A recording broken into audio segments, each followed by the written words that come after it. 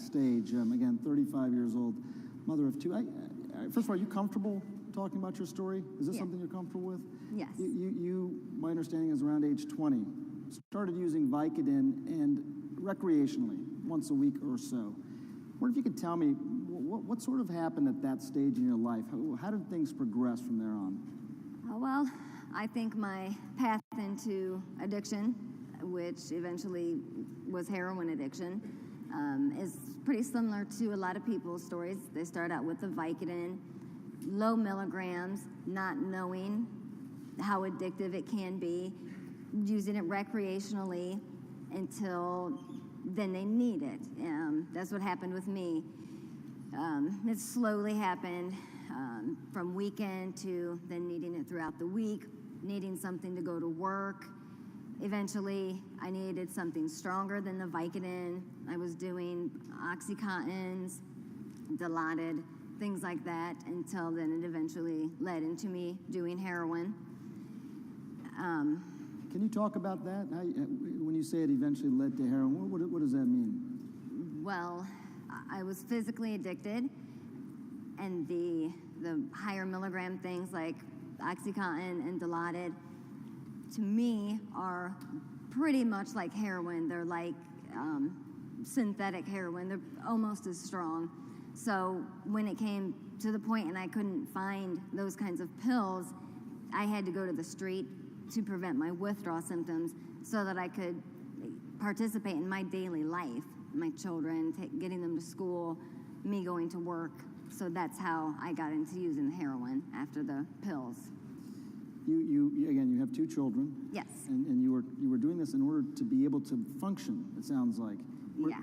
So the heroin, where were you using it? In my home, in the bathroom, while my kids were there, while they were at school. It was so much a part of my life.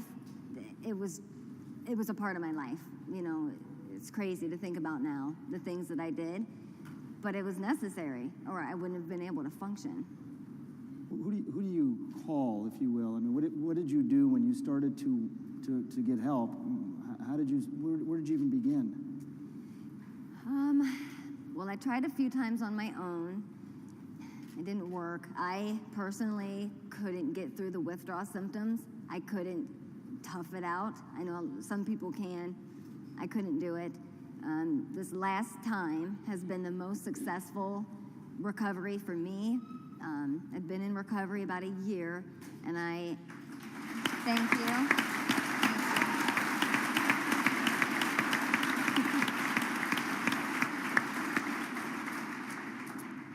I'm on, it's called medicated assisted treatment, and I take Suboxone, which is the buprenorphine that the Surgeon General was talking about earlier. I'm in a program, it's called UMADAP. It stands for Urban Minorities Alcohol and Abuse Outreach Program. I think that's what it stands for. That's pretty good.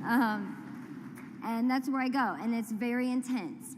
It's a lot of counseling, group counseling with other people that are in treatment, and then individual counseling, talking to a doctor.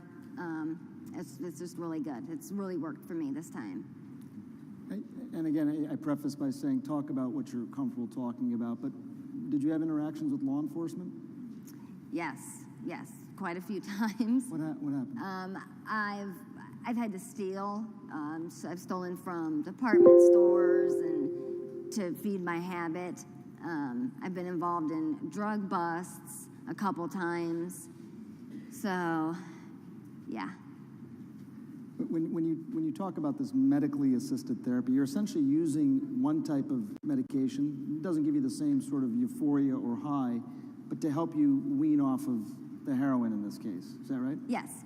And what I take actually blocks. I couldn't get high. If I wanted to use heroin, it blocks the receptors in the brain so that you can't get high. And I'm going to come back to you in a few minutes again, but I wonder if you could just say this. You've tried this a bunch of times, and now you've been a year again in recovery. Yes.